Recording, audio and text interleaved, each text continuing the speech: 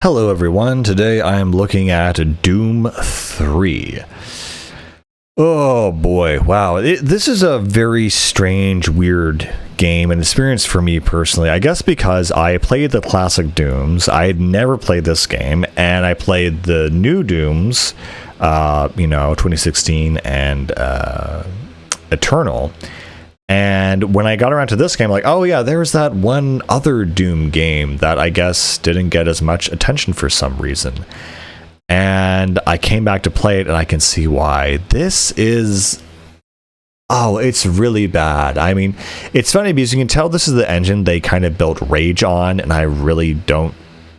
it's not like I don't dislike Rage. I find nothing about it to like, nothing interesting or dynamic, and this is from, allegedly the same people as, the original Doom, and I know people have moved in and out of the studio for a while, but again, yeah, Doom 3 is kind of the first leap into full real 3D, where, they have to differentiate themselves from all the other clones that are out there. And Doom 3 just really does not deliver. They try to flesh out the story more with the idea that, okay, we're on Mars in this weird facility, so this is kind of like a restart. You now have a character with a name that I don't even really remember. You're just this random Marine, and this scientist guy is trying to use this genetic material they found on Mars to engineer a superhuman race and mutate people and open up a portal to hell and all this other stuff and whatever. And I mean, the one thing about this game is the lighting's very nice. The atmosphere kind of has a thing going for it, but the gameplay itself is just so unimpactful, so bare bones and dry, and so just boring. It's really amazing how nice this game looks, but how poorly it actually plays. Just the feeling of, the guns not really having a lot of impact, not a lot of,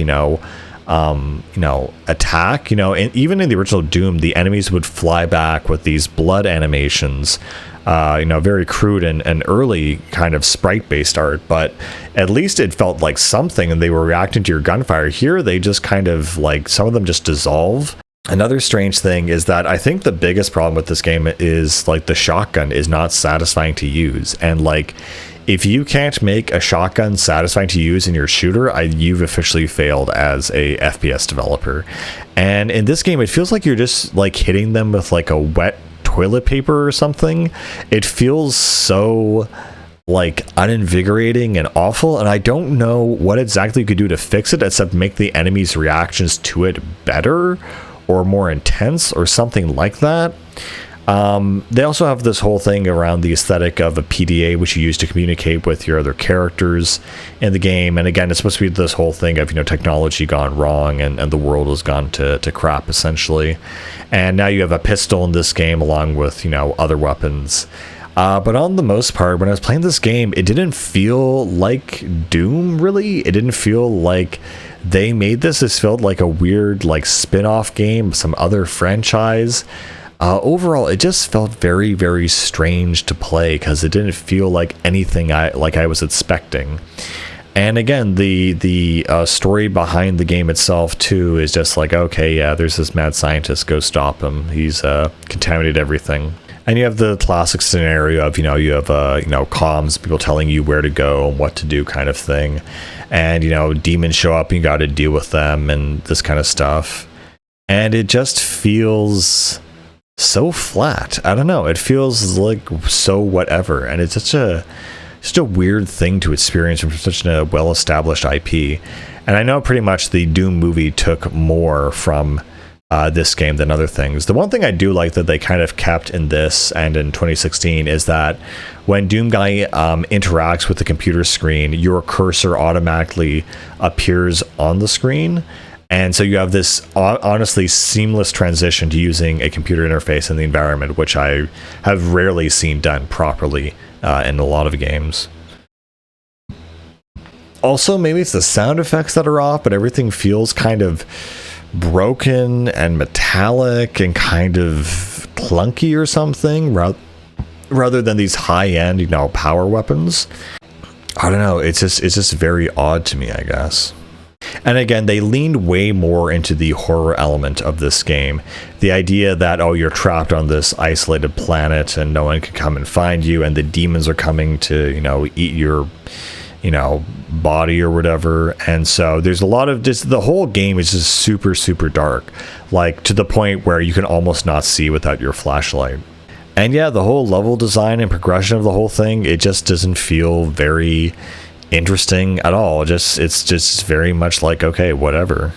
I think one thing I do want to talk about though is that there's one thing this game does that's really, really cool and really interesting, where, and I want to like kind of read more about it because it would kind of briefly happen, but near the end of the game of the campaign of the first campaign, you find this like soul box thing, which is some like evil ancient demon technology. And the way it works is it's like this box or this cube thing, and it has a face on it, and if you hold it and throw it out, it'll go and act almost like a boomerang or something, and it'll kill a bunch of people, and it'll have these blades kind of stick out of it, and it'll collect their souls or something. I don't know, there's this really cool plot point, but it happens like at very near the end of the campaign, and you get this really cool device and weapon out of it that I've never like seen in any other game ever, or conceived of ever anywhere else. And so for that alone, I think it's kind of like interesting, at least just to check that out, and how Doom Guy, or whatever this guy is here, this Marine that's basically shooting a soul box around that's collecting people's souls, is really interesting as a concept. But yeah, what I do really like about this game is it also introduced a really cool character design of the I'm not sure what you call it, the Hell Knights or whatever. We saw them in the previous games, but now they kind of have this weird skull with these like eyeless thing where it just has these mandibles, so it's designed just to eat, not to see you. I don't know, I think that's just a really cool design. And again, like Doom 3 looks good, like it graphically and even like from the art design, it's very, very interesting, but it really does not have a great story. It really does not have good gameplay. It's very, very lackluster, and yeah, it's just very disappointing as a game. I remember actually they had this game playable at some expo or something at one of the older computers, and I made sure to like exit out of that application and launch anything else, because no one should have to play Doom 3. It's legitimately bad, and it's really baffling as to how and why that is. There are, again, other cool weapons like the plasma rifle, the machine gun. I mean, they all look good, and they all kind of sound crappy to fire. And yeah, I don't know. This is the game I wanted to like, but because I hadn't heard anything about it and was just not talked about, I knew something was up. And sure enough, when I played it, I feel like there's not really a lot I can say about it, except that it is like okay. And this is, again, what Rages kind of build on, and it's just not that good. But yeah, I can't really think of anything else to say, guys, except some of the designs. The whole sort of hell energy thing is really cool.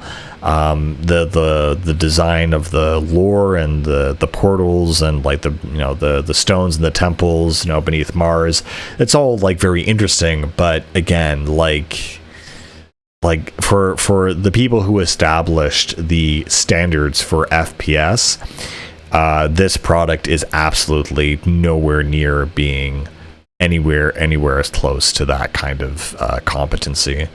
So yeah, I think with all that being said, guys, I will see you later. Bye.